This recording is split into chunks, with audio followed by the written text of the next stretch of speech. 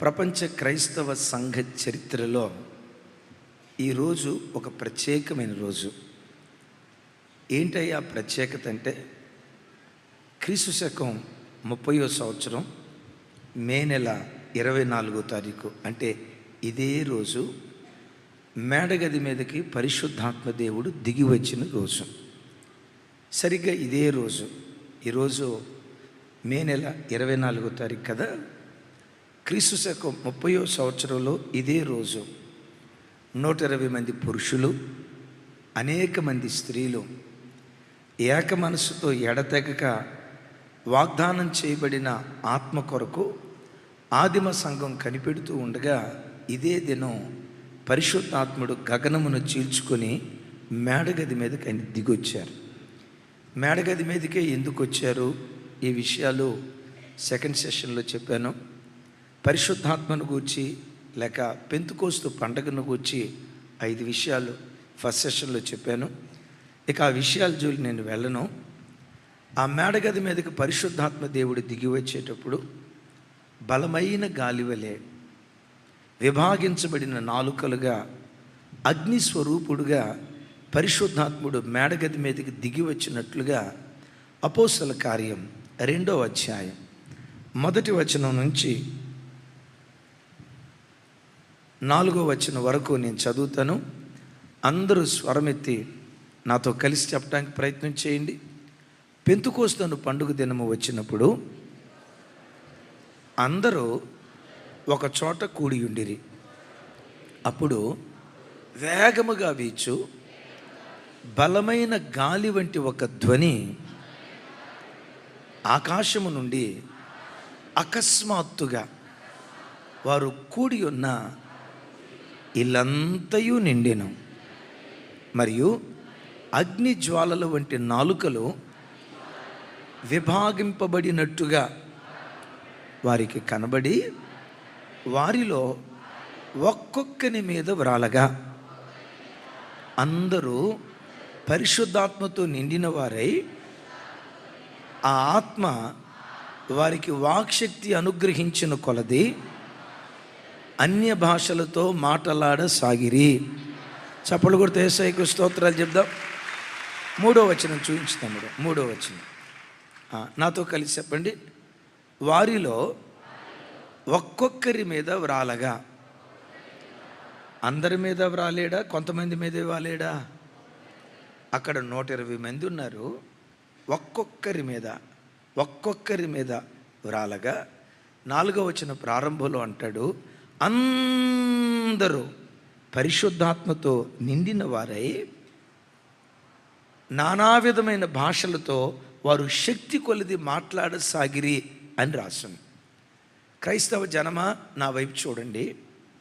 సహజంగా పరిశుద్ధాత్మ అన్నా, పెంతుకోస్తు అనుభవం అన్నా, భాషలు మాట్లాడటం అన్నా, క్రైస్తవ ప్రపంచంలో ఉన్న ఒక ముద్ర ఏంటంటే, అది పెంతుకోస్తోళ్ళకి చెందిందండి, అది మాకు చెందింది కాదండి.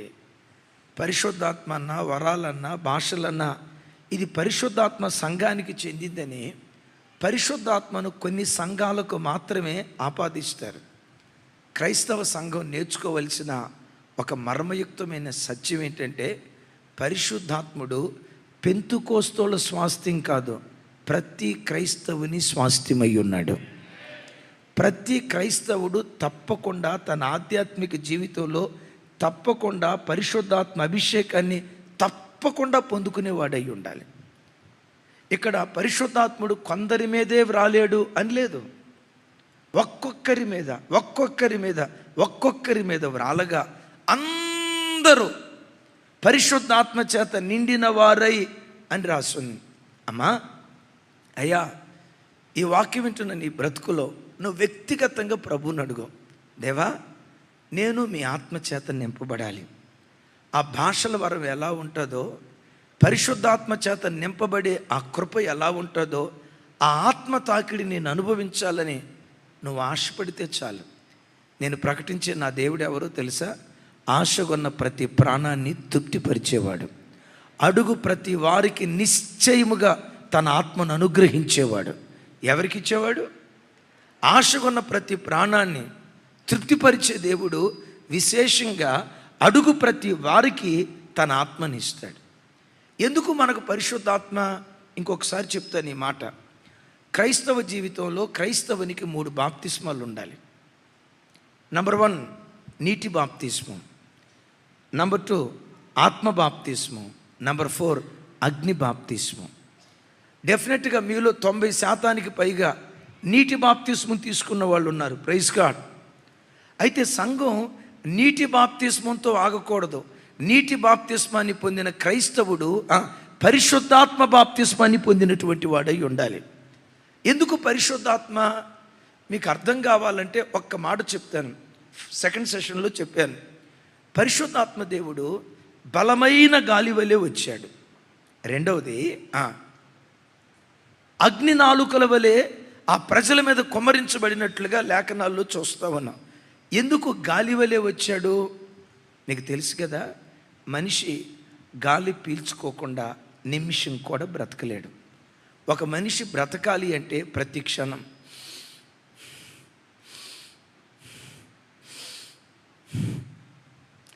క్షణం గాలి పీల్చుకుంటేనే మనిషి బ్రతకగలుగుతాడు. శారీరకంగా బ్రతకటానికి గాలి కావాలి. ఆత్మీయంగా నువ్వు బ్రతకటానికి పరిశుద్ధాత్మ గాలి నీకు కావాలి. పరిశుద్ధాత్మ గాలి నీకుంటేనే నువ్వు దేవుని కొరకు బ్రతకగలవు, దేవునిలో నువ్వు నిలవబడగలవు. మీకు తెలుసు కదా, దేవుడు ఆదామును నేలమట్టితో చేశాడు. నేలమట్టితో చేసినప్పుడు ఆదాముకు ఆకారం ఏర్పడింది. కళ్ళున్నాయి, చెవులున్నాయి, నోరుంది, నాలుగుంది, చేతులున్నాయి, కాళ్ళున్నాయి, అంతరేంద్రియాలు ఉన్నాయి కానీ కళ్ళున్నాయి కానీ చూడట్లా, చెవులున్నాయి కానీ వినట్లా. విగ్రహం ఎలాగో మట్టి ముద్దతో చేయబడిన ఆదాము అలాగే. నా మాట మీకు అర్థమైందా? విగ్రహం ఎలాగో మట్టి ముద్దతో చేయబడిన ఆదాము అలాగే. మట్టి ముద్దతో చేయబడిన ఆదాములో నాసిక రంధ్రాలలో దేవుడు అని జీవవాయువు ఊదాడట. జీవవాయువు ఊదిన తోటనే ఆదాము జీవించే ఆత్మ అయ్యాడు. ఏం జరిగింది ఇప్పుడు? అంతకు మునుపు చూడని కళ్ళు ఇప్పుడు చూడటం ప్రారంభించాయి. అంతకు మునుపు వినని చెవులు ఇప్పుడు వినటం ప్రారంభించాయి. అంతకు మునుపు మాట్లాడని నోరు ఇప్పుడు మాట్లాడటం ప్రారంభించింది. అంతకు మునుపు పనిచేయని చేతులు ఇప్పుడు పని చేయటం ప్రారంభించాయి. అంతకు మునుపు నడవని కాళ్ళు ఇప్పుడు నడవటం ప్రారంభించాయి. దాని అర్థం ఏంటో తెలుసా? పరిశుద్ధాత్మ నీకు లేకపోతే వాక్యం చదవాలనే ఆశ నీకు ఉంటుంది, కానీ చదవలేవు. అదే ఆత్మశక్తి నీలో ఉంటే వాక్యం చదివేటట్లుగా జీవించే ఆత్మగా ఆత్మదేవుడు నేను మార్చటం ప్రారంభిస్తాడు. ప్రార్థించాలి అనుకుంటావు, ప్రార్థించలేకపోతావు. అదే ఆత్మశక్తి నేను దర్శిస్తే హృదయమారా ప్రభు సన్నిధిలో పాడతావు, హృదయమారా ప్రార్థన చేస్తావు. నీ చేతులు దేవుని పని చేస్తాయి, నీ కాళ్ళు దేవుని కొరకు నడిచే కాళ్ళుగా. ఒక్క మాటలో చెప్పాలంటే ఆత్మ పొందుకున్నవాడు దేవుని కొరకు జీవించేవాడిగా మార్చబడతాడు. కొంచెం గట్టిగా చెప్తాం ఆమెన్. మనిషి శారీరకంగా బ్రతకాలంటే ప్రతి క్షణం ఏం పిలవాలి? పెద్దగా చెప్పండి. అందుకని మేడగదిలోకి పరిశుద్ధాత్మ దేవుడు ఎలా వచ్చారు? గాలిలా ఎందుకు వచ్చారో తెలుసా? బాబో, ఈ దినం నుండి మీరు దేవుని కొరకు బ్రతకాలంటే ప్రతి క్షణం పరిశుద్ధాత్మ గాలిని మీరు అనుభవిస్తూ ఉండండి. ఆ ఆత్మదేవుడు మీరు దేవుని కొరకు జీవించేటట్లుగా మీకు జీవాన్ని పోస్తుంది.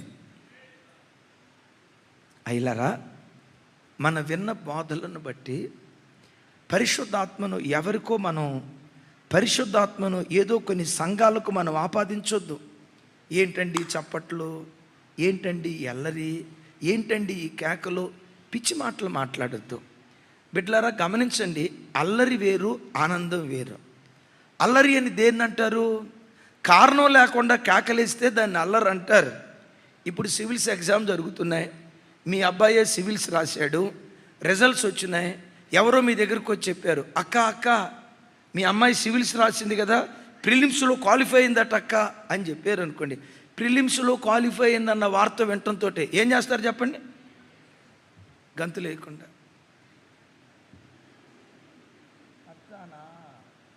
అని అంటారా? అనరుగా. ఆ వార్త వినటంతో గంతులేయటం ప్రారంభిస్తారు. రైట్ దేవా, ప్రిలిమ్స్ క్వాలిఫైటట్టు సహాయం చేసావు, అలాగే మెయిన్స్లో ఇంటర్వ్యూలో కూడా మా అమ్మాయి క్వాలిఫై కావాలి, సివిల్ సర్వెంట్ ఐఏఎస్ ఆఫీసర్ కావాలి అన్నావు. నిజంగా నువ్వు ప్రార్థన చేసినట్లుగానే మెయిన్స్ క్వాలిఫై అయింది, ఇంటర్వ్యూకి వెళ్ళింది, క్వాలిఫై అయింది, కలెక్టర్గా అమ్మాయికి ఉద్యోగం వచ్చింది. కలెక్టర్గా అమ్మాయికి ఉద్యోగం వచ్చిందన్న వార్త ఎవరో నీ దగ్గరకు వచ్చి తీసుకొచ్చి చెప్పారు, అమ్మ అమ్మ అమ్మ మీ అమ్మాయి కలెక్టర్ అయిందమ్మా, మీ అమ్మాయి కలెక్టర్ ఉద్యోగం వచ్చిందమ్మా. ఆ వార్త వినటంతో ఏం చేస్తారు? గడ్డం కింద చేయి పెట్టుకొని అవునా అయితే అయిందిలే ఏం చేద్దాం అని అంటారా? ఆ వార్త వినటంతో ఏం చేస్తారు? అలాంటి వార్త మీ చెవులకు దేవుడు వినబడజేయును గాక. మోహన్ రావు గారు చూడండి. రైట్, ఆ వార్త వినటంతో ఏం చేస్తారు చెప్పండి? గంతులేయటం ప్రారంభిస్తారు. ఎవరైనా మీ దగ్గరికి వచ్చి ఏ విమల ఏంటో మీకు అలా సైలెంట్గా ఉండాలి తెలియదా అని అన్నారనుకోండి, మీరు అంటారు ఇది అల్లరి కాదు, ఆనందం ఆనందం ఆనందం. అందుకని పౌలు గారు అంటాడు, దేవుని రాజ్యము భోజనము పానము కాదు, నీతియు సమాధానము పరిశుద్ధాత్మ యందలి ఆనందమై ఉన్నాడు, పరిశుద్ధాత్మ యందలి ఆనందమై ఉన్నది అంటాడు. ఎప్పుడు దేవుని సన్నిధిలో చప్పట్లు కొట్టడం అల్లరి అనకూడదు, దేవుని సన్నిధిలో ఆనందంతో కేకలు వేయటం కేరింతలు కొడటం అల్లరి అనకూడదు. దేవుని ఆత్మ మనలను పురికొల్పిన కొలది దేవుని సన్నిధిలో ఆనందించటం. అంటాడు కదా, యెహోవా యందు ఆనందించటం వలన మాకు బలము కలుగుచున్నది అంటాడు. ముగిస్తున్నా, ఇప్పుడు అసలు విషయానికి వెళ్తాను. పెంతుకోస్తు పరిశుద్ధాత్మ పెంతుకోస్తు సంఘాల స్వాస్థ్యం కాదు, ప్రతి క్రైస్తవుని స్వాస్థ్యం. అందరూ పరిశుద్ధాత్మతో నింపబడినారు అని లేఖనాల్లో రాయబడినట్లుగా ప్రపంచంలో ఎన్ని సంఘాలు ఉన్నాయో, బాప్టిస్ట్ ఆర్సిఎం చర్చెస్ మొదలుకొని పెంతుకోస్తు చర్చెస్ వరకు ప్రతి సంఘం మీద దేవుడు తన ఆత్మను కుమ్మరించునుగాక. ఆత్మదేవుడు గాలిలాగా ఎందుకు వచ్చాడు? సెకండ్ సెషన్లో 5 విషయాలు చెప్పాను. ఆ తర్వాత పరిశుద్ధాత్మ దేవుడు విభాగించబడిన నాలుకల వలె అగ్ని జ్వాలలుగా ఒక్కొక్కరి మీదకి దిగాడు. ఎందుకు ఆత్మదేవుడు అగ్ని జ్వాలలుగా దిగాడు? ఎందుకు ఆత్మదేవుడు మరలోనికి రావాలి? అగ్నికున్న మొదటి నైజం ఏంటంటే శుద్ధి చేస్తుంది, చెత్తను కాల్చివేస్తుంది. చెత్తను కాల్చివేయగలిగే శక్తి కేవలం అగ్నిలో మాత్రమే ఉంది. ఆమెన్. కొంచెం గట్టిగా చెప్దాం ఆమెన్. బంగారంలో ఉన్న మస్తు పోవాలంటే ఏం చేయాలి? వెండిలో ఉన్న మస్తు పోవాలంటే ఏం చేయాలి? కంపల్సరిగా అగ్నిలో వేసి కాల్చాలి. అగ్నికున్న నైజం మస్తును, మలినాన్ని, చెత్తను కాల్చివేసి ఒక వస్తువును శుద్ధ సువర్ణంగా శుద్ధంగా చేయగలిగే శక్తి అగ్నిలో ఉంది. ఇప్పుడు మీరు అనొచ్చు, అన్నయ్య మరి మేడగది మీద 11 మంది అపోస్తలులు ఉన్నారు, వాళ్ళు చెత్త. దేవుని నమ్ముకున్న బిడ్డలు 120 మంది ఉన్నారు కదా, వాళ్ళు చెత్త కాదు, కానీ చెత్త లాంటి కొన్ని గుణాలు వాళ్ళల్లో ఉన్నాయి. మంచోళ్ళే.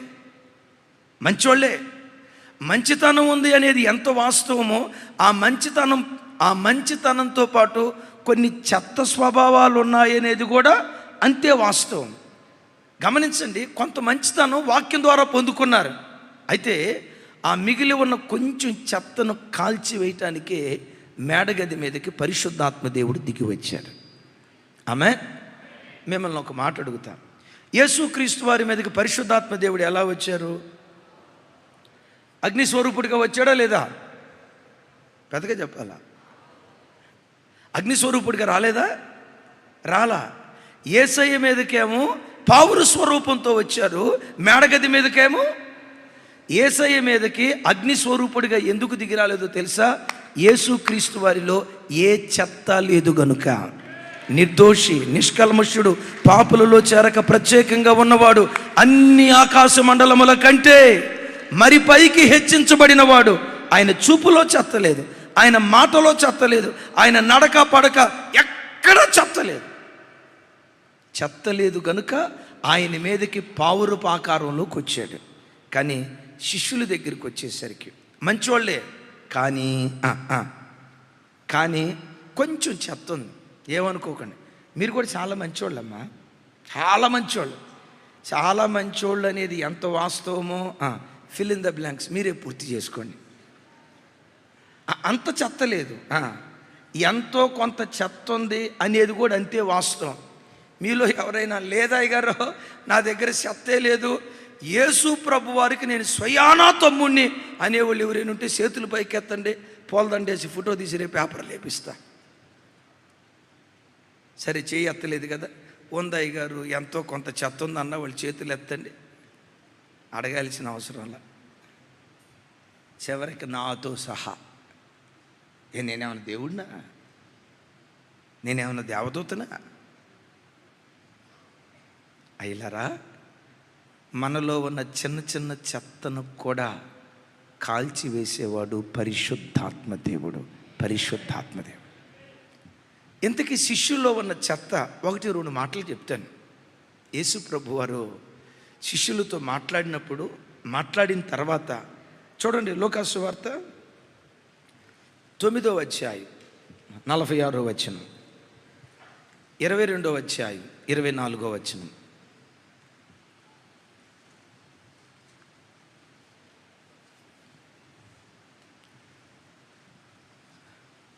నాతో కలిసి, తమలో ఎవరు గొప్పవాడో అని వారిలో తర్కము పుట్టగా ఏం పుట్టిందంట? చెప్పాలి. ఏం పుట్టిందట? ఏ విషయంలో? మనలో ఎవడు గొప్పవాడో అనే తర్కం పుట్టిందట. అసలు ఇదే మాయదారి పుండాళ్ళకి. యేసుప్రభు ఉన్నాడు కదా, అక్కడ పెద్ద ఆయన ఉన్నాడు కదా, ఆ పెద్ద ఆయన అట్లా ఉంచుకొని మనలో గొప్పవాడు ఎవరో అనే తర్కం పుట్టిందట. ఒకరోజు ఆ ఇంటికి వచ్చి తలుపు కొట్టారు. ఇంట్లో నుంచి పని అమ్మాయి వచ్చింది. అమ్మా, ఈ ఇంట్లో పెద్దోళ్ళు ఎవరో కొంచెం పిలవండి అమ్మా అని చెప్పారట. ఆ పని అమ్మాయి లోపలికి వచ్చింది. 1/2 గంట అయినా రాలా. మళ్ళీ ఈ అబ్బాయి తలుపు తట్టాడు. 1/2 గంట తర్వాత ఆ అమ్మాయే వచ్చిందట. ఏ అమ్మ, ఇంట్లో పెద్దోళ్ళు ఎవరైనా ఉంటే పంపించమని పిలవమని చెప్పే కదా, మరలా నువ్వే వచ్చావు, నీ మొహమే చూస్తున్నాను అంటే ఆవిడ అందట, మా అమ్మగారు అయ్యగారు ఇంట్లో పెద్దోళ్ళు ఎవరో తేల్చుకునే కార్యక్రమంలో ఉన్నారులేండి అన్నాడు. ఇంట్లో గొడవలకు కారణం ఏంటి? ఇంట్లో వివాదాలకు కారణం ఏంటి? సంఘాల్లో వివాదాలకు కారణం ఏంటి? సంఘాల్లో గొడవలకు కారణం ఏంటి? ఉద్యోగ స్థలాల్లో వివాదాలకు కారణం ఏంటి? నా మాట నెగ్గాలంటే అనండి కొంచెం గట్టిగా, నా పెత్తనం నడవాలంటే పెద్దగా చెప్పండి సార్. నేను గెలవాలంటే సంఘాల్లోనైనా కుటుంబాల్లోనైనా నా పెత్తనం గెలవాలంటే నా పెత్తనం గెలవాలి. ఈ తర్కం బయలుదేరిందట. తర్కం అంతటితో ఆపిందా? 22వ అధ్యాయం 24వ వచనానికి వచ్చేసరికి ఏమైందో తెలుసా? లూకా సువార్త, తమలో ఎవడు గొప్పవాడిగా ఎంచబడునో అను వివాదము వారిలో పుట్టగా. తర్కం ఎక్కడికి వెళ్ళింది? వినపడలేదమ్మా. తర్కం ఎక్కడి దాకా వెళ్ళింది? తర్కం అంటే ఏంటి? వాదించుకోవటం. వివాదం అంటే కొంచెం పెద్దగా చెప్పండి సార్. తర్కం ఎక్కడి దాకా వెళ్ళింది? కాలర పట్టుకొని, ఎరా నువ్వెట్టా గొప్పోడు అవుతారా, నిన్న కాక మొన్న కొత్తగా చర్చికి వచ్చినడివి. నేను ఎవరిని? 1947 నుంచి జెర్మియానతో ఉన్నా. అప్పటికి నేను పుట్టలా. విన్నారా? చర్చి స్టార్టింగ్ నుంచి నేనున్నా. నువ్వు నిన్నగాక మొన్న కొత్తగా వచ్చి అన్నిటికీ నువ్వు ముందు వెళ్తానంటావేంటి? కొత్తగా వచ్చినోడు అట్టాగే ఉండో. ఎవరు? నేను సీనియర్ మోస్ట్. చర్చెస్లో కూడా ఇదే వివాదాలు. గమనించండి, అక్కడేమో తర్కం, ఇక్కడేమో వివాదం. యేసు ప్రభు ఉన్న దినాల్లోనే వాళ్ళంత కొట్లాడుకున్నారు అంటే, నా వైపు చూడండి, లూకా సువార్త 9వ అధ్యాయంలో యేసు ప్రభు వారు ఉన్నారా లేరా? 22వ అధ్యాయంలో యేసు ప్రభు వారు ఉన్నారా లేదా? 23వ అధ్యాయానికి వచ్చరికి సిలువ వేయబడ్డారు. ఆ తర్వాత పరలోకానికి ఆరోహణమై వెళ్ళారు. యేసు ప్రభు ఉన్నప్పుడే కొట్లాడుకున్నటువంటి ఆ వ్యక్తులు ఇప్పుడు యేసు ప్రభు లేని, నా వైపు చూడాలా, యేసు ప్రభు ఉన్నప్పుడే కొట్లాడుకున్న వ్యక్తులు యేసు ప్రభు లేనప్పుడు ఏం చేయాలి? కత్తి తీసుకొని ఒకరినొకడు పొడుచుకుని వాళ్ళే చంపుకోవాలా. కానీ విచిత్రం ఏంటో తెలుసా? యేసు ప్రభు వారు పరలోకానికి ఆరోహణమైన తర్వాత వాళ్ళల్లో వివాదాలు లేవు. బైబిల్ ఏమని రాసిందో తెలుసా? వారు ఏక మనస్సు కలిగి ఏక తాత్పర్యం కలిగి, ఏకభావం కలిగి ఒకే ఇంటి వారిగా కట్టబడుతూ వచ్చారట. Praise the Lord. అంటే వాళ్ళలో ఉన్న ద్వేషాన్ని కాల్చేసిందేది? నేను గొప్ప అని అహాన్ని కాల్చేసిందేది? వాళ్ళలో ఉన్న తొందరపాటుతనాన్ని కాల్చేసిందేది? దేవుని వాక్యం వింటున్న అయ్యలారా, నీలో ఏ చెత్త ఉందో, ఒకవేళ సినిమాలు చూసే చెత్త నీలో ఉందా? సెల్ ఫోన్లో ఫోర్నోగ్రఫీ స్టేటస్లు చూసే చెత్త నీలో ఉందా? డబుల్ మీనింగ్లు మాట్లాడే ఆ మాటలు వినే చెత్త నీలో ఉందా? ఈ వాక్యం వింటున్న నీ బ్రతుకులో ఏ చెత్త నీలో ఉందో నాకు తెలియదు. ఒకవేళ ఎవరికి తెలియకుండా రహస్యంగా స్మోకర్వేమో, రహస్యంగా డెంకర్వేమో, ఓ తెలియని గర్వం, అహంభావం, నా మాటే నెగ్గాలి, నోటి మాటలతో చెప్పలేనంత కోపం, మొండిపట్టు, పంతం, గయ్యాలితనం, తొందరపాటుతనం నీలో ఏ చెత్త ఉందో నాకు తెలియదు.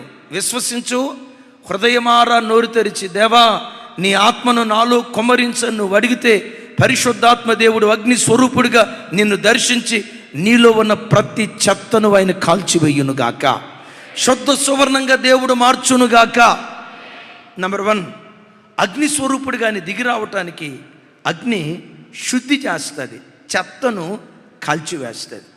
రెండో మాట, ఇప్పుడు నిప్పులు కొలిముంది. ఆ అగ్ని మంటల్లో నల్లగా ఉన్న బొగ్గునేసాం.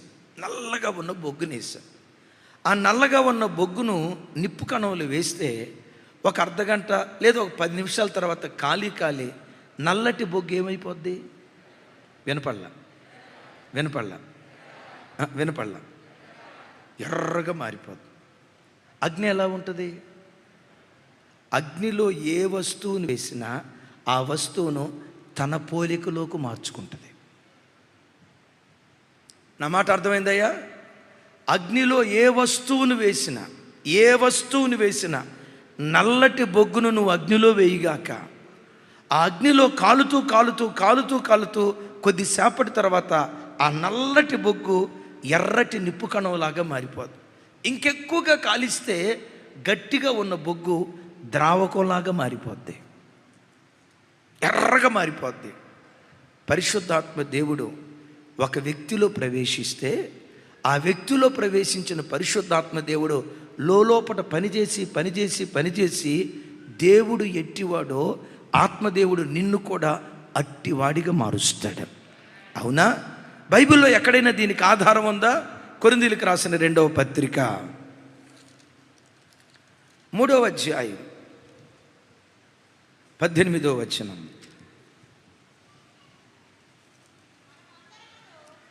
థ్యాంక్ యూ మా. రైట్, నాతో కలిసి చెప్పండి. మనమందరమును ముసుకులేని ముఖముతో ప్రభు యొక్క మహిమను అద్దము వలె ప్రతిబింబింప చేయుచు మహిమ నుండి, స్వరమెత్తాలి, అధిక మహిమను పొందుచు ప్రభువుకు ఆత్మ చేత ఆ పోలికనే మార్చబడుచున్నాము. చివరిసారి, ప్రభువుకు ఆత్మ చేత ఆ పోలికగానే మార్చబడుచున్నాము. ఏ పోలికలోకి? అది థ్యాంక్ యూ. ఏ పోలికలోకి? దేవుని పోలికలోకి. దేవుని పోలికలోకి ఈ మట్టి మనిషిని మార్చేది ఎవరు? దేవుని పోలికలోకి శరీరపు కోరికలు కలిగిన ఈ వ్యక్తిని మార్చేది ఎవరు? కోపిష్టితనం కలిగిన ఈ వ్యక్తిని దేవునిలాగా శాంతమూర్తిగా ఈ మట్టి మనిషిని మార్చేది ఎవరు? ఈ మట్టి మనిషిని దేవుని పోలికలోకి మార్చేవాడే పరిశుద్ధాత్మ దేవుడు. ఆమేన్.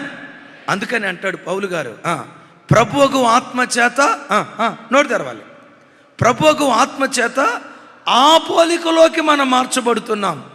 అమలరా ఐలరా, ప్రతి క్షణం నువ్వు పరిశుద్ధాత్మను అనుభవించాలి. ఎగైన్ ఇక్కడ ఒక మాట, తమాషా మాట. పరిశుద్ధాత్మ పొందుకోవటం అంటే పాటలు పాడేటప్పుడు పొందుకునేది కాదు, పాటలు పాడేటప్పుడు ఎగిరేది కాదు. ఆదివారం దేవుని సన్నిధిలో నిలవబడి దేవుని స్తుతించేటప్పుడు భాషలతో మాట్లాడేది మాత్రమే కాదు. మిమ్మల్ని అడుగుతా, గాలి ఎప్పుడెప్పుడు పీల్చుకుంటాం? ఆదివారం పాటలు పాడేటప్పుడు పీల్చుకుంటావా లేదా? ఆదివారం పీల్చుకుని అంతటితో ఆగిపోతాం కదా. గాలి ప్రతి క్షణం పీల్చుకుంటున్నట్లుగానే పరిశుద్ధాత్మను ప్రతి క్షణం మనం అనుభవించే వ్యక్తులుగా ఉండాలి. చప్పలు కొడితే సైకు స్తోత్రాలు చెప్తాం.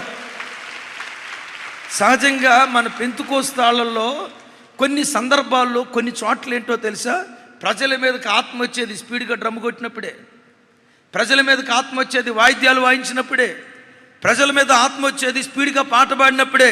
పాట పాడేటప్పుడు దేవుని ఆత్మ రాదా? వస్తుంది, లేఖనం దానికి ఆధారం. వాయిద్యాలు వాయించేటప్పుడే ఆత్మ వస్తుందా? వాయిద్యాలు వాయించేటప్పుడు ఆత్మ దిగి వచ్చినట్లుగా లేఖనాలలో ఆధారం ఉంది. అప్పుడు మాత్రమే ఆత్మ వచ్చిందంటే ఆ ఆత్మను గురించి ఆలోచించాలి. అప్పుడు దిగి వచ్చిన ఆత్మను ప్రతి క్షణం మనం అనుభవించే వారిగా ఉండాలి. హల్లెలూయా. పరిశుద్ధాత్మతో నీకు ఉన్న సంబంధం ఆదివారం 4 గోడలకు పరిమితం చేయకో, ఆదివారం పాటలు పాడేటప్పుడు పరిమితం చేయకో. గాలి ప్రతి క్షణం పీల్చుకుంటున్నట్లుగా పరిశుద్ధాత్మను కూడా ప్రతి క్షణం మనం అనుభవించే వారిగా ఉందుముగాక. ఇంతకీ పరిశుద్ధాత్మ అగ్నిస్వరూపుడు మనలోనికి వచ్చి మనలో చేసే గొప్ప కార్యం ఏంటో తెలుసా? మనలను ఆయన పోలికలోనికి మారుస్తాడు. ఆమేన్ చెప్పండి గట్టిగా. ఏ పోలికలోకి, ఎలా మారుస్తాడో మీకు అర్థమయ్యే భాషలో చెప్తాను. ఇప్పుడు పాలు ఉన్నాయి, పాలు మనకు పెరుగు కావాలి, పెరుగు కావాలి. ఆ పాల లోపల తోడు చొక్కేసామనుకోండి, తోడంటే పెరిగే కదా, తోడంటే మజ్జిగే కదా. మజ్జిగ ఎక్కడి నుంచి వచ్చింది?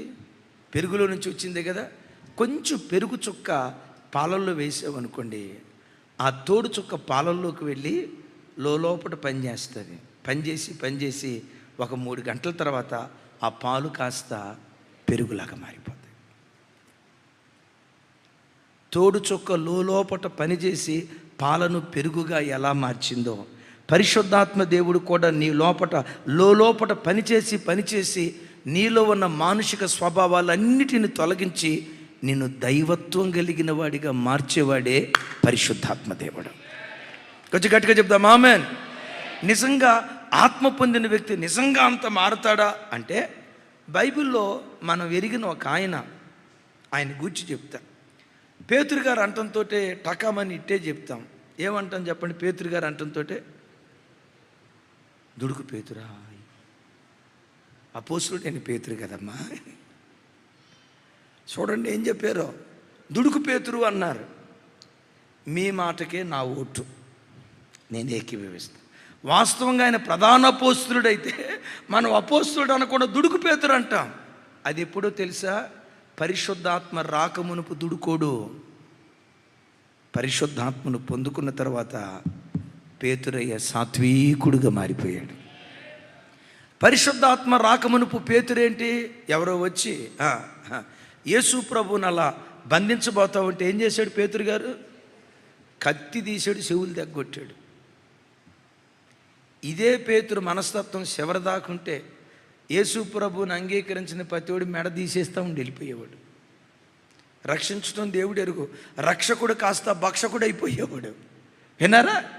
అంత దుడుకుతనం కలిగిన పేతురు పరిశుద్ధాత్మ పొందిన తర్వాత ఎలా రూపాంతరం చెందాడో గలతీయులకు రాసిన పత్రిక చూడండి.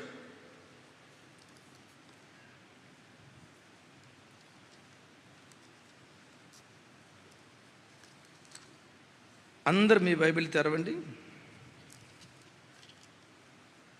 గలతీయులకు రాసిన పత్రిక 2వ అధ్యాయం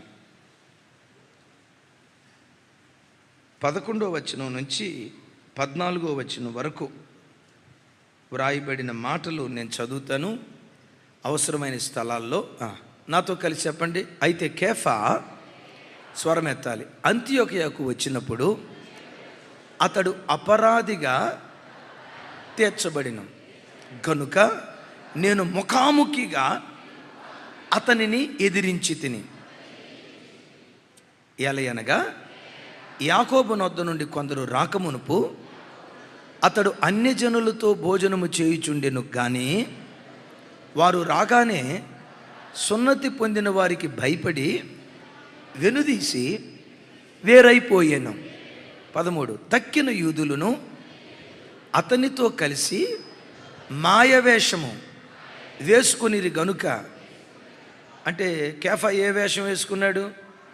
కొంచెం పెద్దగా మాయ వేషము వేసుకుని గనుక బర్నబా కూడా వారి వేషధారణ చేత మోసపోయాను. 14 వారు సువార్త సత్యము చొప్పున క్రమముగా నడుచుకొనకు పోవుట నేను చూచినప్పుడు అందరి ఎదుట కేఫాతో నేను చెప్పినదేమనగా, అని నా వైపు చూడండి. కేఫా అంటే ఎవరు అనుకున్నారు? పేతురు గారు.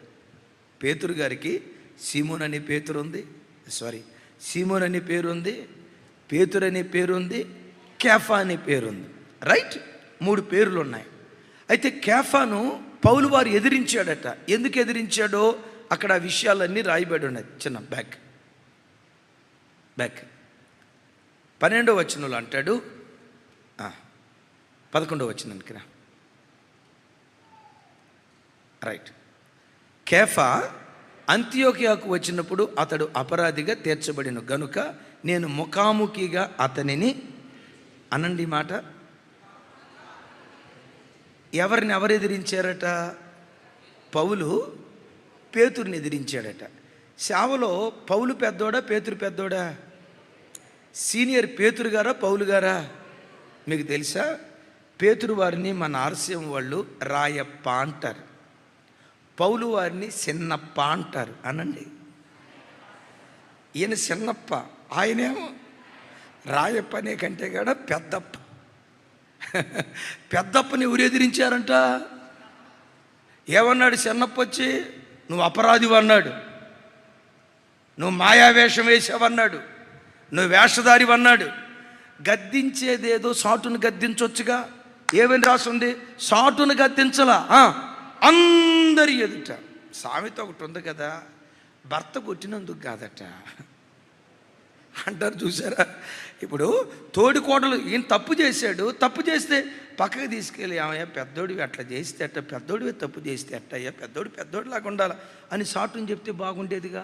సాటుని చెప్పాల, అందరి ఎదుట ముఖాముఖిగా అతనిని ఎదిరించాను. వాస్తవంగా ఈ రాయప్ప అప్పుడు అప్పైతే తెగ్గొట్టేసేవాడు, మెడలే పోయేవి. ఎరా నిన్న కాక మొన్న కొత్తగా సేవకొచ్చి నన్ను ఎదిరించేవాడు అవుతావా? అములే సామెత ఒకటి ఉంది, ముందొచ్చిన నువ్వు నిన్న కాక మొన్న వచ్చావు. అదే తాతకు దగ్గులు నేర్పటం అంటే, అదే తాతకు దగ్గులు నేర్పటం అంటే కోడి పిల్ల వచ్చి కోడిని ఎక్కిరించిందట. నిన్న కాక మొన్న సేవకొచ్చి నువ్వెవరురా? నిన్న కాక మొన్న వచ్చినోడు నేను ఎవరిని? యేసు ప్రభు వారిని. పెద్దగా చెప్పాలన్నమాట. ముఖాముఖిగా చూసినోడు బచ్చగాడిలాగే ఉండవు. ఇంకోసారి తేడా వచ్చిందా మెడ మీద అని అనలా. అనకపోగా పేతురు వారు పత్రిక రాస్తూ పౌలు వారి గురించి ఏమంటాడో తెలుసా? చూడండి, పేతురు వారు రాసిన పత్రిక, 2వ పత్రిక,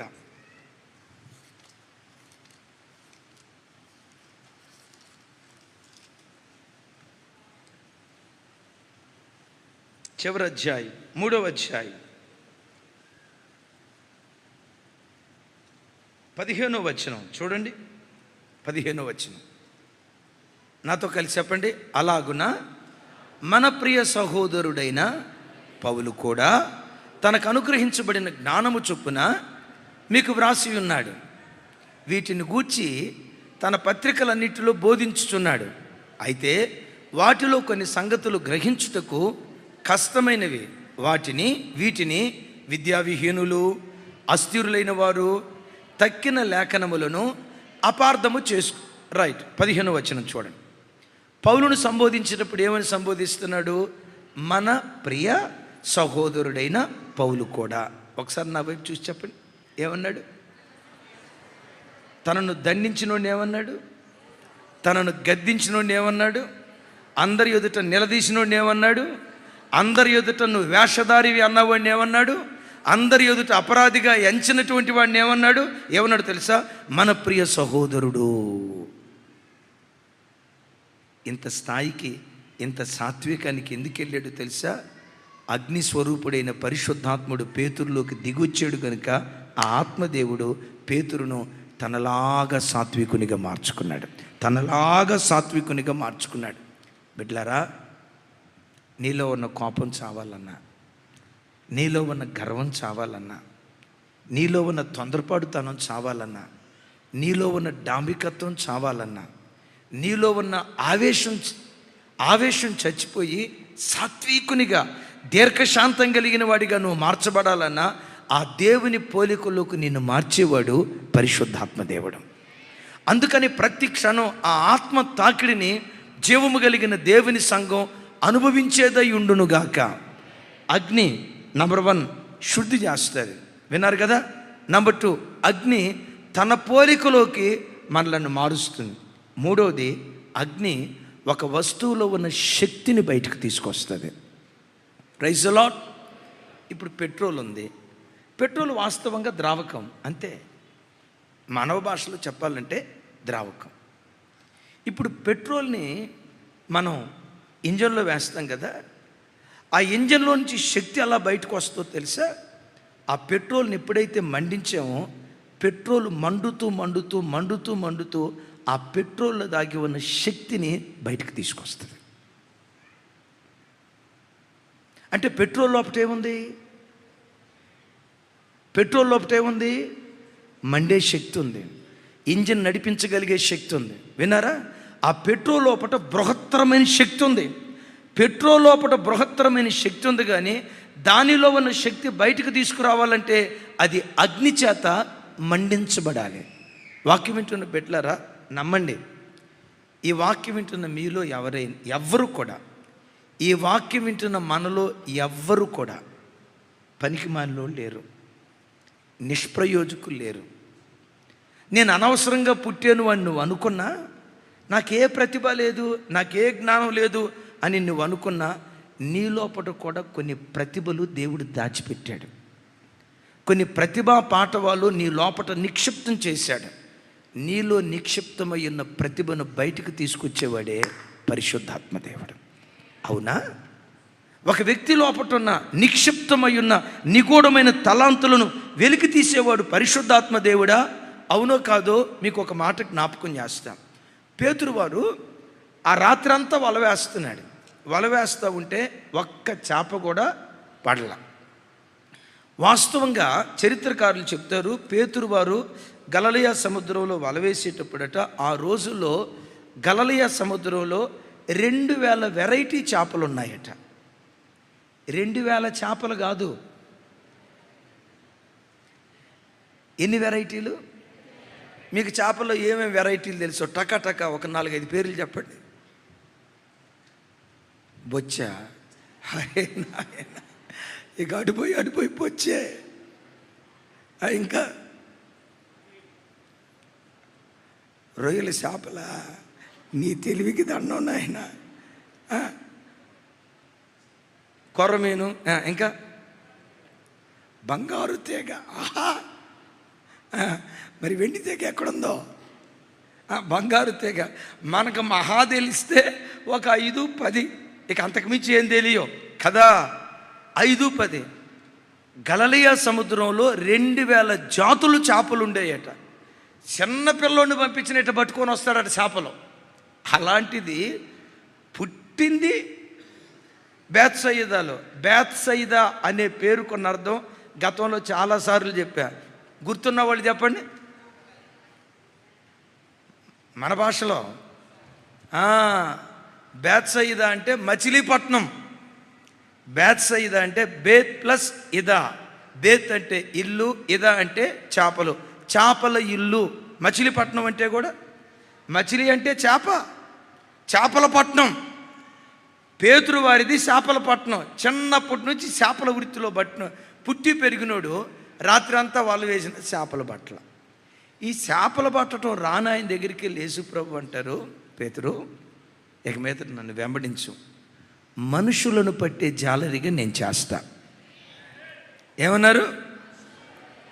ఇప్పుడు నేను కాదు, మీరు అంటారు, ఈయనకి చేపలు పట్టడమే రాలా, ఈయన ఆత్మలు పడతాడా? మిమ్మల్ని అడుగుతా, చేపలు పట్టడం తేలిక, ఆత్మలు పట్టడం తేలిక కదా? ఒక మనిషిని రక్షించటానికి, రక్షణ మార్గంలోకి నడిపించడానికి ఆయాసం పాయాసం అయిపోవాలా.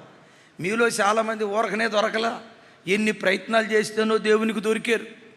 కొంతమంది అయితే ఈ సువార్తమే వినకూడదని తలుపులు వేసుకున్న వాళ్ళు కూడా ఉన్నారు. మైకులు వైరుగోడి బీగిన వాళ్ళు ఉన్నారు. అసలు మా గ్రామానికి యేసు ప్రభు అనేవాడే రాకూడదు విరోధంగా నిలవబడిన వాళ్ళు ఉన్నారు. ఒక తల్లి ఉంది అమ్ములని, వాళ్ళ ఊర్లో మైకు పెడితే గొడవ పెట్టి మైకు తీసేసిందట. అయినా వాళ్ళు పర్మిషన్ తీసుకొని వచ్చి మైకు పెడితే మొత్తం కిటికీలు తలుపులు వేసుకుందట. శబ్దం లోపలికి రాకుండా ఉంటుందా, చెవులు దూదులు పెట్టుకుందట. అద్భుతం ఏంటో తెలుసా, కొన్ని సంవత్సరాల తర్వాత ఆ తల్లి మారు మనసు పొంది అదే గ్రామంలో దేవుని మందిరం కట్టించిందట. చప్పట్లు కొట్టారు, బాగానే ఉంది. ఆ శాప ఊరకనే దొరికిందా? నా మాట విన్నారా? అమ్మ నువ్వేమన్నా ఊరకనే దొరికావా? అమ్మ మీరేమన్నా ఊరకనే దొరికారా? ఎంత ప్రయాసపడ్డాడో ప్రభు, ఎంతమంది సేవకులను పంపించాడో.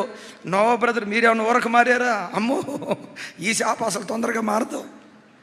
ఈ చేపలు మామూలు చేపలా, ఈ తొందరగా పడవు. ఎంత ప్రయాసపడ్డాడో. నేనంట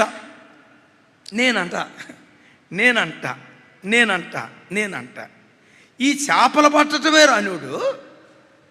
చేపలేముంది, ఎరేస్తే పడిపోతాయండి, ఎరేస్తే పడిపోతాయి, వలేస్తే పడిపోతాయి. ఇంత తేలిగ్గా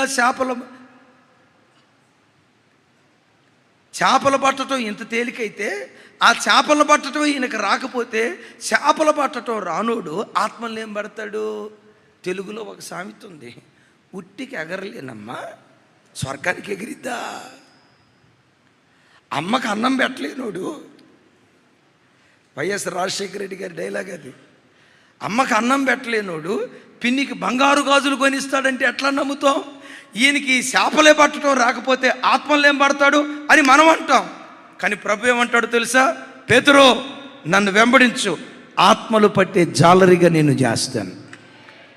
ఆమెనన్నారా? 3.5 సంవత్సరాలు ట్రైనింగ్ తీసుకున్నాడు పేతురు వారు. ఎవరి దగ్గర?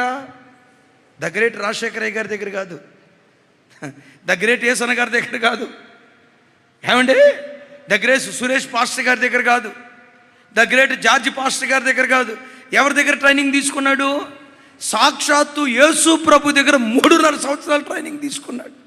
ఒక చిన్న చేప వచ్చింది, ఒక చిన్న చేప. అందా చేప వచ్చి నువ్వు యేసుతో కూడా ఉన్నవాడివి కదా అంది. ఏమన్నాడు తెలుసా? అమ్మట్టు ఆ పేరే నాకు తెలియదు అన్నాడు. వినారు ఈ మాట? అమ్మట్టు ఆ పేరే నాకు తెలియదు, నువ్వు ఆయనతో కూడా ఉన్నవాడివి కదా, నేను చూసా. పట్టుకోవచ్చు కదా ఆ చేపనే, పట్టుకో. మరి ప్రభు ఏమన్నాడు? ఆత్మలను పట్టే జాలరిగా చేస్తాను అన్నాడు. అంటే ఆత్మలు పట్టే తలాంతు పేతురులో ఉందనే కదా ఆ మాటకున్న అర్థం.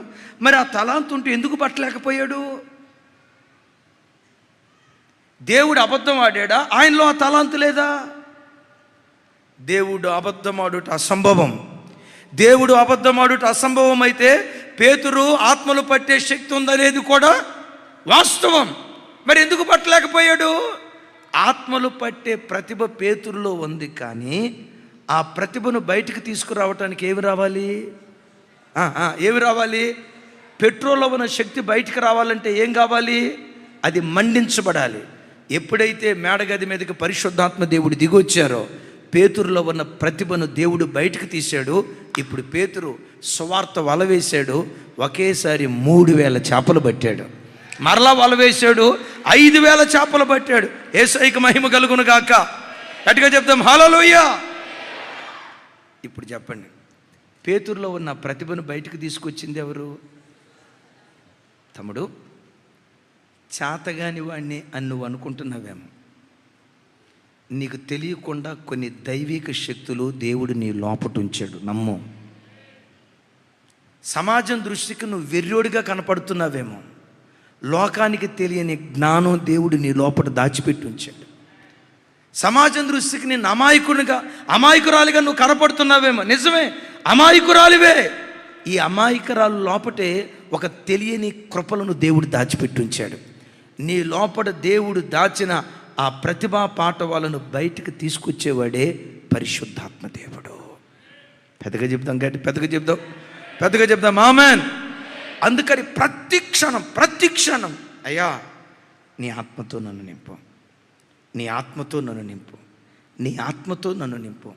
దేవుని ఆత్మశక్తి ఒక స్థలంలో పనిచేస్తే ఎలా ప్రపంచంలాగా విస్తరిస్తుందో ఒక ఖరీదైన మాట చెప్పి 4వ విషయానికి వెళ్తాను. ఇప్పుడు చూడండి, యేసు ప్రభువారు 3.5 సంవత్సరాలు సేవ చేసి ఎంతమంది ఆత్మలను సంపాదించారయ్యి అంటే, మేడగది మీద ఎంతమంది ఉన్నారు? 120 మంది. అంటే 3.5 సంవత్సరాల కష్టానికి వచ్చిన ప్రతిఫలం ఎంత? అనేక మంది స్త్రీలు. 3.5 సంవత్సరాలు కష్టపడితే చూడండి, ఆత్మదేవుడు కుమ్మరించబడిన తర్వాత 120 మంది 3,000 మంది అయ్యారు, 120 మంది 8,000 మంది అయ్యారు. అంతే ఆగిందా? ఈ పెంతుకోస్తు పండక్కి ఆకాశము క్రిందనున్న సకల దేశాలోళ్ళు అక్కడికి వచ్చారు. ఎప్పుడైతే పేతురు ప్రసంగం విన్నారో వారు తిరిగి వెళ్ళేటప్పుడు వారు వినిన సువార్త వారు ఉంటున్న దేశాలకు తీసుకుని వెళ్ళారు. అద్భుతం ఏంటో తెలుసా? యేసుక్రీస్తు వారు 3.5 సంవత్సరాల కష్టం ద్వారా 120 మందిని మాత్రమే పట్టుకోగలిగితే పరిశుద్ధాత్మ ద్వారా ఒకేసారి 120 దేశాలకు సువార్త వ్యాపించింది. ఒకేసారి 120 దేశాలకు సువార్త వ్యాపించింది. నేనంట, పరిశుద్ధాత్ముడు నీ ఇంటిలో పనిచేస్తే శక్తి చేత కాదు, బలము చేత కాదు, తన ఆత్మ ద్వారా నీ ఇంటిలో కార్యం చేయటం ప్రారంభిస్తాడు. తన ఆత్మ ద్వారా నీ వ్యాపారంలో కార్యం చేయటం ప్రారంభిస్తాడు. నువ్వు బ్రతుకుతున్న ప్రతి చోట ఒక ప్రపంచంలాగా అది విస్తరించేటట్లుగా దేవుడు కృప చూపించునుగాక. గమనించండి, మనలో ఉన్న ప్రతిభను బయటకు తీసుకొచ్చేది ఎవరు? అద్భుతం. 4వది, పరిశుద్ధాత్మ అగ్ని ఒకనిలోనికి వస్తే, పరిశుద్ధాత్మ అగ్ని చేత ఒకడు తాకబడితే ఆ ఆత్మ పిరికివాడిని పరాక్రమవంతుడిగా మారుస్తుంది, పిల్లి లాంటి వాడిని పులిగా మారుస్తుంది. ప్రతి చిన్నదానికి భయపడే మనస్తత్వం కలిగిన వాడు ప్రపంచం వచ్చి తన మీద పడిన నిత్యము కదలని సియోను కొండలాగా ధైర్యంగా నిలవబడటానికి కావలసిన శక్తి, ఒక ధైర్యపు ఆత్మ ఒక వ్యక్తిలో కొమ్మరించేవాడు పరిశుద్ధాత్మ దేవుడు. పెద్దగా చెప్దాం ఆమేన్. పౌలు వారు తిమోతితో తన ప్రియ శిష్యుడితో మాట్లాడుతూ అంటాడు, తిమోతి, మరలా మనం భయపడుటకు దాస్యపు ఆత్మను పొందలేదు, మరలా మనం భయపడుటకు పిరికి ఆత్మను పొందలేదు. అంటే ఏ ఆత్మను పొందేమో చెప్పాలి. పిరికి ఆత్మను పొందలేదు అంటే ఆ మాటకున్న అర్థం ఏంటి? పరిశుద్ధాత్మదేవుడు ఒక వ్యక్తి గుండెల్లో ధైర్యాన్ని పుట్టిస్తాడు. అవునా? ఇట్టే ఇందాక చెప్పే కదా, చిన్న పిల్లకి వాక్యం పేతురు వారు చెప్పలేకపోయాడు. ఇప్పుడు పరిశుద్ధాత్మ వచ్చిన తర్వాత అక్కడ చిన్నపిల్లే కాదు, వాక్యం విని ఒకేసారి 5,000 మంది రక్షించబడ్డారంటే బహుశా అక్కడ ఎంతమంది ఉండొచ్చు? ఏ 20,000 ఉన్నారో, ఏ 50,000 ఉన్నారో, ఏ 1,00,000 మంది ఉన్నారో, యెరూషలేము అంతా కోలాహలం, విస్తారమైన ప్రజలు ఉన్నారు. ఒక చిన్న పిల్లకే వాక్యం చెప్పలేనోడు 1,00,000 మంది ఎదుట నిలబడి ఎలా వాక్యం చెప్పగలిగాడు? ఇది శక్తి చేత జరిగింది కాదు, దేవుని ఆత్మ ద్వారా జరిగింది. విన్నారు ఈ మాట? నేను అనుకుంటా ఇప్పుడు పేతురు ఆ 1,00,000 మంది మధ్యలో దేవుని వాక్యం చెప్తా ఉంటే ఆ వాక్యం వినే వాళ్ళలో ఈ చిన్న అమ్మాయి కూడా ఉండి ఉంటుంది. చూసు, ఆయనే,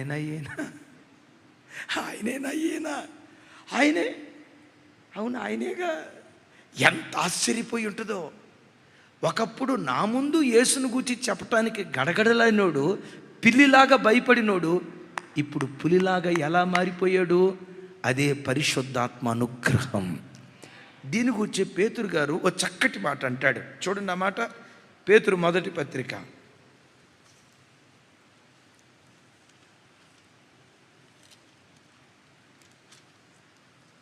పేతురు మొదటి పత్రిక 4వ అధ్యాయం 12వ వచనం నుంచి 14వ వచనం వరకు.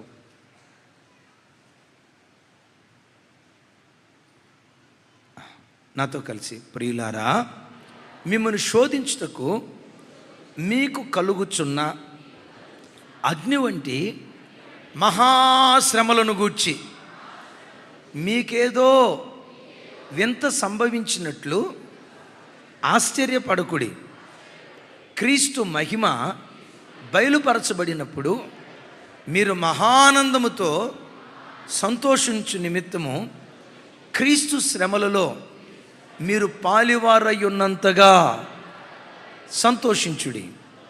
14వ వచనం, క్రీస్తు నామము నిమిత్తము మీరు నిందల పాలైన యొడల మహిమా స్వరూపియగు ఆత్మ అనగా దేవుని ఆత్మ మీ మీద నిలుచుచున్నాడు గనుక మీరు ధన్యులు. చప్పలు కొడితే సైకో స్తోత్రాలు చెప్దాం. ఆమెన్. వినండి, ఇక్కడ ఆదిమ సంఘానికి అగ్ని లాంటి శ్రమలు ఎదురయ్యాయి. యేసు ప్రభు నమ్ముకున్నారు అని తెలిస్తే చంపుతున్నారు. యేసు ప్రభు నమ్ముకున్నారని తెలిస్తే భార్యాభర్తలను వేరు చేస్తున్నారు. యేసు ప్రభు నమ్ముకున్నారంటే వాళ్ళ ఆస్తిని దోచుకుంటున్నారు. అగ్నిలాంటి భయంకరమైన శ్రమలు వాళ్ళకి ఎదురవుతూ ఉంటే అగ్నిలాంటి శ్రమలు వాళ్ళకు ఉన్నాయనేది ఎంత వాస్తవమో, అగ్నిలాంటి శ్రమలు అనుభవిస్తున్న ఆ వ్యక్తుల మీద పరిశుద్ధాత్మ దేవుడు నిలిచి ఉన్నాడు అనేది కూడా అంతే వాస్తవం. ఆ ఆత్మదేవుడు ఏమంటాడు తెలుసా? ఆదిమ సంఘంతో, విశ్వాసులారా, ఈరోజు శ్రమ అనుభవిస్తున్నారా? రాగల కాలములో మీ బ్రతుకులో క్రీస్తు మహిమ బయలుపరచబడుతుంది. ఈరోజు శ్రమ అనుభవిస్తున్నారా? ఈనాటి శ్రమ రేపు దేవుడు మహిమగా మారుస్తాడు. ఈరోజు ఎన్ని శ్రమలు మీరు అనుభవిస్తారో, మీరు అనుభవించిన శ్రమంతా రేపు మహిమగా దేవుడు నిలవబడతాడు. కొంచెం కాలం ఓర్చుకోండి, కొంచెం కాలం ఓర్చుకోండి, కొంచెం కాలం ఓర్చుకోండి అని రాబో కాలాన్ని గూర్చిన నిరీక్షణ, మహిమను గూర్చినటువంటి ధైర్యం విశ్వాసుల గుండెల్లో నింపి శ్రమల మధ్యలో కదలకుండా విశ్వాసులను నిలవబెట్టింది ఎవరై అంటే పరిశుద్ధాత్మ దేవుడు. తమ్ముడు, చెల్లి, నా వైపు చూడు. క్రైస్తవ జీవితంలో కూడా తూర్పు దిక్కున సూర్యుడు ఉదయిస్తాడు అనేది ఎంత ఖచ్చితమో, క్రైస్తవ జీవితంలో శ్రమలు వస్తాయి అనేది కూడా అంతే ఖచ్చితం. విన్నారు ఈ మాట? తూర్పు దిక్కున సూర్యుడు ఉదయిస్తాడు అనేది ఎంత ఖచ్చితమో, దేవుని కొరకు బ్రతకాలని తీర్మానం చేసుకున్న క్రైస్తవుని జీవితంలో శ్రమలు వస్తాయి అనేది అంతే ఖచ్చితం. పౌలు గారి అంటాడు కదా, క్రీస్తు యేసునందు సద్భక్తితో బ్రతుకను ఉద్దేశించువారు శ్రమల పాలవుతారు. ప్రభువు నమ్ముకున్న మనకు శ్రమలు వస్తాయి ఎంత ఖచ్చితం? తూర్పు దిక్కున సూర్యుడు ఉదయిస్తాడు అనేది ఎంత ఖచ్చితమో, శ్రమలు వస్తాయి అనేది అంతే ఖచ్చితం. అద్భుతం. పడమట దిక్కున సూర్యుడు అస్తమిస్తాడు అనేది ఎంత వాస్తవమో, నీ జీవితంలో నువ్వు అనుభవించే ప్రతి శ్రమ ఒకానొక రోజు నీ జీవితంలో నుంచి నిష్క్రమిస్తుంది అనేది కూడా అంతే వాస్తవం. విన్నారు ఈ మాట? ఏ శ్రమ నీ బ్రతుకులో ఎదురైనా, ఏ దుఃఖం నీ బ్రతుకులో ఎదురైనా, లేఖనాల్లో రాసి ఉంది కదా, నీతిమంతునికి కలుగు ఆపదలు అనేకం. అయితే ఆ ఆపదల్లో ఏ ఆపదలో కూడా నీతిమంతుడిని తప్పించడు, వాటన్నిటిలో నుండి యెహోవా వానిని తప్పించును అని రాసింది. సంగమా, నీ జీవితంలో ఏ శ్రమ నీకు ఎదురైనా కొంచెం కాలం ఓర్చుకో. ఆ శ్రమ నుంచి దేవుడు తప్పిస్తాడు. తప్పించి అంతటితో ఆపుతాడా? ఈరోజు ఎంత శ్రమపరచబడ్డావో ఈనాటి శ్రమ రేపు మహిమగా దేవుడు మారుస్తాడు. నేను ఎరిగినంత వరకు, నేను ప్రభు పరిచర్యకు వచ్చి 24 సంవత్సరాలు అవుతుందిరా తల్లి. నా 24 సంవత్సరాల సేవా జీవితంలో నా కళ్ళతో చూసింది, నా చెవులతో వింది, నా చేతులు తాకి స్పర్శించింది ఏంటో తెలుసా? ఏ క్రైస్తవుడైతే ఎక్కువ శ్రమ పడతాడో, ఏ క్రైస్తవుని జీవితంలోనైతే ఎక్కువ శ్రమలు వచ్చాయో, ఆ క్రైస్తవుడే భవిష్యత్ కాలంలో తర్వాత దినాల్లో ఎక్కువ మహిమ అనుభవించాడు. మన సేవా ప్రారంభంలో మన మందిరానికి వచ్చే కుటుంబాల్లో ఏ కుటుంబాలు ఎక్కువ శ్రమలు అనుభవించాయో కొన్ని కుటుంబాలు చూసి, అయ్యో పాపం, ఎంత కష్టమేంటిన వీళ్ళకి, ఎంత భక్తిగా బ్రతుకుతున్నారుగా, ఎంత ప్రార్థనా పరులుగా బ్రతుకుతున్నారుగా, ఎంత భక్తిగా బ్రతికినా ఎందుకురా వీళ్ళకి కష్టం, ఆశ్చర్యపోయిన దినాలు ఉన్నాయి. కానీ విచిత్రం తెలుసా? 10, 15, 20 సంవత్సరాల తర్వాత కొంచెం ముందుకొస్తే ఒకప్పుడు శ్రమపడిన కుటుంబాలే ఈరోజు ఎక్కువ దేవుని ఆశీర్వాదాన్ని పొందుతున్నాయి, ఎక్కువ మహిమను అనుభవిస్తున్నాయి. తల్లి, చెల్లి, మీలో ఎవరైనా శ్రమలతో ఈ ప్రార్థనకు వచ్చారా? అవమానాలతో ఈ ప్రార్థనకు వచ్చారా? నిందలతో ఈ ప్రార్థనకు వచ్చారా? కన్నీళ్లతో ఈ ప్రార్థనకు వచ్చారా? కొంచెం కాలం ఓపిక పట్టు. ఈరోజు ఎంత ఏడ్చావో భవిష్యత్తులో అంత నాట్యమాడే దినాలు దేవుడు నీకు అనుగ్రహిస్తాడు. అంత గంతులు వేసే దినాలు దేవుడు నీకు అనుగ్రహిస్తాడు. ఒకవేళ ఈరోజు నువ్వు శ్రమ అనుభవిస్తూ ఉంటే ఈనాటి శ్రమ రేపు మహిమగా దేవుడు మార్చునుగాక. ఒక అద్భుతమైన ఇలిస్ట్రేషన్.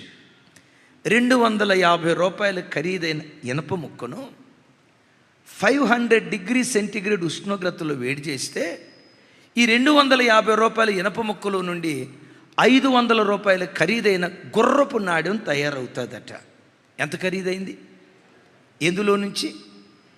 250 రూపాయల ఇనప ముక్కలో నుంచి. ఎన్ని డిగ్రీల ఉష్ణోగ్రతలో వేడి చేస్తే?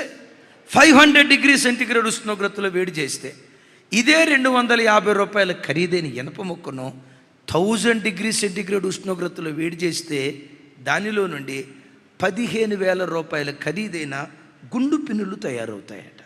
గుండు పిన్నులు. 250 రూపాయల ఖరీదైన ఇనప ముక్కను 1000 డిగ్రీ సెంటీగ్రేడ్ ఉష్ణోగ్రతలో వేడి చేస్తే 15,000 రూపాయల ఖరీదైన గుండు పిన్నులు తయారవుతాయట.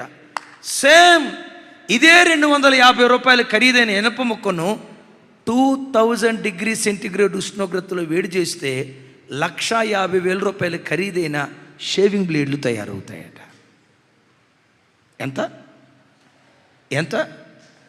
అదే 250 రూపాయల ఖరీదైన ఇనప ముక్కను, నా వైపు చూడాలి, 250 రూపాయల ఖరీదైన ఇనప ముక్కను 3000 డిగ్రీ సెంటీగ్రేడ్ ఉష్ణోగ్రత కంటే అధికమైన ఉష్ణోగ్రతలో వేడి చేస్తే ఈ 250 రూపాయల ఖరీదైన ఇనప ముక్కలో నుండే 1,00,00,000 రూపాయల ఖరీదైన విమానపు స్ప్రింగులు తయారవుతాయట. అర్థమేంటో తెలుసా? మంట పెరిగే కొద్దీ మహిమ పెరుగుతుంది. మంట పెరిగే కొద్దీ మహిమ పెరుగుతుంది. సహజంగా మన పద్ధతి ఏంటంటే మహిమ కావాలి కానీ, భలే చెప్పారు, పెద్దగా చెప్పండి, మనందరికీ మహిమ ఎంతమందికి కావాలి అని వద్దులే అమ్మా, అడగాల్సిన అవసరంలా. సరే మహిమ అందరికీ కావాలి కానీ మరి మంట ఎంతమందికి కావాలి? ఇప్పటికే ఎక్కువైంది నాయన. మీలో ఎవరైనా శ్రమలనే మంటల చేత కాల్చబడుతూ ఉంటే కొంచెం కాలం ఓపిక పట్టండి. రాగల దినాల్లో ఈ మంటంతా మహిమగా దేవుడు మారుస్తాడు. మంటంతా మహిమగా దేవుడు మారుస్తాడు. అయితే ఈ మంటల మధ్యలో నువ్వు చెదిరిపోకుండా ధైర్యంగా దేవుని కొరకు నువ్వు నిలవబడేటట్లుగా నిన్ను నిలవబెట్టేవాడే పరిశుద్ధాత్మ దేవుడు. ఆఖరి మాట చెప్తాను. అగ్ని శుద్ధి చేస్తుంది. రెండవది, అగ్ని తన పోలికలోకి మార్చుకుంటుంది. నంబర్ 3, అగ్ని శక్తిని పుట్టిస్తుంది. 4వది, అగ్ని ధైర్యాన్ని పుట్టిస్తుంది. ఆఖరిది, మీరు ఎక్కడైనా ప్రతిదినం అగ్నిని చూసే ఉంటాం. అగ్ని మంట పెడితే ఆ మంట పైకి వెళ్ళిద్దా కిందకి వెళ్ళిద్దా? కొంచెం గట్టిగా. ఎక్కడైనా చూడండి, చలిమంట కాడైనా, చలిమంట దాకెందుకమ్మా, గ్యాస్ స్టవ్లు ఉన్నాయి కదా. మీరు చెప్పకపోతే రాగల దినాల్లో ఆ వచ్చే ఒక సిలిండర్ కూడా రాదు.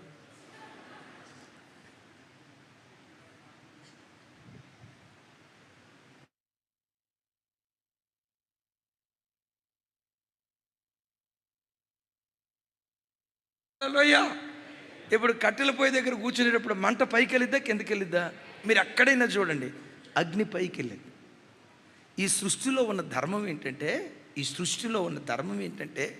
ఏ వస్తువైనా పైనుంచి కిందకే, పైనుంచి కిందకే, పైనుంచి కిందకే, పైనుంచి కిందకే. గురుత్వాకర్షణ శక్తికి లోబడతాయి. కానీ గురుత్వాకర్షణ శక్తిని దాటి కింద నుంచి పైకి వెళ్ళేవి రెండే రెండు. ఒకటి ధూపం, రెండవది అగ్ని. పరిశుద్ధాత్మ దేవుడు అగ్ని స్వరూపుడిగా ఎందుకు వచ్చాడో తెలుసా? పరిశుద్ధాత్మ తాకిడి నీళ్ళలోనికి వస్తే శరీరానుసారమైన మనసు పోతుంది, ఆత్మానుసారమైన మనసు నీలో ప్రారంభమవుతుంది. పరసంబంధమైన వాటిని నువ్వు వెతుకుతావు. పౌలు గారు అంటాడు కదా, మీరు క్రీస్తు యేసుతో కూడా లేపబడిన వారైతే, కొంచెం గట్టిగా చెప్పాలండి, పైనున్న వాటినే వెతకండి. పైన ఎవరున్నారు? యేసుక్రీస్తు వారు ఉన్నారు. పైన ఏముంది? పరలోకం ఉంది. పైన ఎవరున్నారు? దేవదూతలు ఉన్నారు. గమనించండి, పరిశుద్ధాత్మ దేవుడు నీలోనికి వస్తే పైనున్న వాటిని వెతుకుతావు, కానీ భూ సంబంధమైన వాటిని వెతకవు. సృష్టిలో ఒక జంతువు ఉంది, అది ఎప్పుడు భూమి వైపే చూస్తుంది, చచ్చినప్పుడు మాత్రమే పైకి చూస్తుంది. ఏది? భలే చెప్పారు. పందెందు చూసారా? దాని మొరం ఎక్కువ, మెడభాగం ఎక్కువ, పొరపాటున ఇట్లా అందం. ఎప్పుడు ఎక్కడ ఏ పెంట దొరుకుతుందా, ఏ రుచి దొరుకుతుందా, భూమిలో ఏం దొరుకుతుందని ఈ వ్యర్థమైన వాటిని వెతుకుతుంది. బతికున్నంత కాలం మెడ పైకి ఎత్తదాం. చచ్చిన తర్వాత కదా, చంపిన తర్వాత దాన్ని కాల్చి, పల్లెటూళ్ళు తెలుసు కదా, కర్ర ఒకటి కట్టి ఆ కర్రకి పందిని వేలాడి తీస్తే చచ్చిన తర్వాత చూస్తుంది పైకి. భూమి మీద బ్రతికున్నప్పుడే పరలోకంలో మనం స్థానాన్ని సంపాదించుకుందాం గాక. భూ సంబంధమైన వ్యక్తులుగా మనం బ్రతకకుందుము గాక. ఆయన నీతిని, ఆయన రాజ్యాన్ని వెతుకు, నీకు కావలసినవన్నీ దేవుడు నీకు అనుగ్రహిస్తాడు. అయిపోయింది కదా. అయితే ఈ పరిశుద్ధాత్మ ఒక వ్యక్తిలో కుమ్మరించబడాలంటే ఏం చెయ్యాలి? టక్క 3 మాటలు చెప్తాను, జస్ట్ ఒక్క 2-3 నిమిషాల్లో. పరిశుద్ధాత్మ మనలో కుమ్మరించబడాలంటే నెంబర్ 1, పరిశుద్ధాత్మ దేవుడు ఉన్నాడు అన్న విశ్వాసం నీ గుండెల్లో ఉండాలి. ఏంటండి భాషలో, ఏంటండి ఈ శబ్దాలు, ఏంటండి ఈ అల్లరి, అమ్మో ఇది మాకు సంబంధించింది కాదు అనేటువంటి ద్విమనస్సు నీలో నుంచి తొలగించుకొని, ఎస్, పరిశుద్ధాత్ముడు పెంతుకోస్తోల స్వాస్థ్యం కాదు, ప్రజలందరి స్వాస్థ్యం. రెండవది, పరిశుద్ధాత్మ దేవుడు ఉన్నాడనే విశ్వాసం నీకు ఎలా ఉండాలో తెలుసా? పరిశుద్ధాత్ముడు ఎక్కడో పరలోకంలో ఉన్నాడు అని అంటే పొరపాటు. ఎక్కడున్నాడు ఆయన? ఆత్మస్వరూపిగా మన మధ్యలో ఉన్నాడు. ఎక్కడున్నాడో తెలుసా? పాత నిబంధనలో రాయబడిన మాట, జలముల మీద దేవుని ఆత్మ అల్లాడుచుండెను అనండి. వినపడ కొంచెం పెద్దగా. జలముల మీద దేవుని ఆత్మ అల్లాడుచుండెను. పాత నిబంధనలో జలముల మీద దేవుని ఆత్మ అల్లాడింది. ఈ క్రొత్త నిబంధన కాలములో జనముల మీద దేవుని ఆత్మ అల్లాడుతూ ఉంది. నువ్వెక్కడ కూర్చున్నావో, నువ్వు కూర్చున్న స్థలములో నీ తల మీదే పరిశుద్ధాత్మ దేవుడు అల్లాడుతూ ఉన్నాడు. నీ తల మీదే పరిశుద్ధాత్మ దేవుడు అల్లాడుతూ ఉన్నాడు.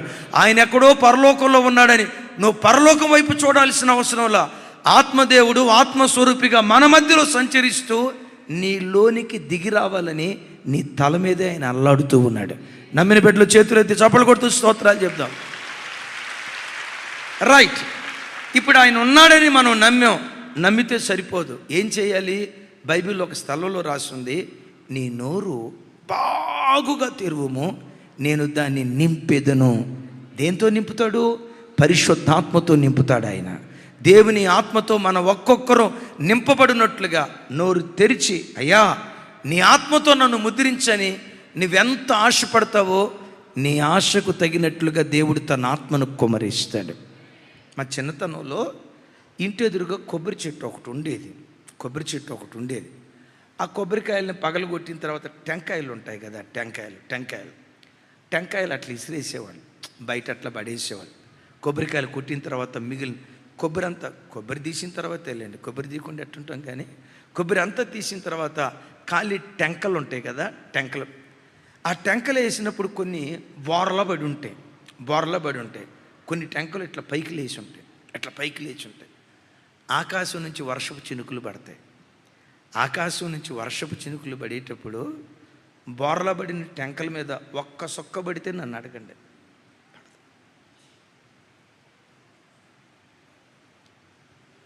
ఏమంటారు? నోరు తెరుచుకున్నట్లుగా ఏ టెంక అయితే ఎదురు చూస్తున్నట్లుగా ఉంటుందో ఆ టెంక నిండా నీళ్లు పొంగి పొరలటం ప్రారంభిస్తాయి. పరిశుద్ధాత్మ అనుభవం కూడా ఇంతే. నేను నమ్మనండి పరిశుద్ధాత్మనే, భాషలు నేను నమ్మనండి అని మౌనంగా నోరు మూసుకొని ఉన్నావా, ఆత్మదేవుడు నేను దాటిపోతాడు. నీ ఉనికిని నమ్ముతున్నా, భాషల్ని నమ్ముతున్నా, పరిశుద్ధాత్మ తాకిడిని నేను నమ్ముతున్నానని నీ నోరు బాగుగా తెరిచి ఆత్మ కొరకు కనిపెట్టు. తన నడుగు ప్రతి వారికి దేవుడు తన ఆత్మను అనుగ్రహిస్తాడు. ఒక పెంతుకోస్తోళ్ళకి కాదు, ఒక లోదరనోళ్ళకి కాదు, ఒక సిఎస్ఐ వాళ్ళకి కాదు, ఒక ఎల్ఈఎఫ్ వాళ్ళకి కాదు, ఒక హెబ్రోనోళ్ళకి కాదు. భూమి మీద ఎన్ని సంఘాలు ఉన్నాయో ప్రతి సంఘానికి పరిశుద్ధాత్మను స్వాస్థ్యంగా దేవుడు అనుగ్రహించును గాక.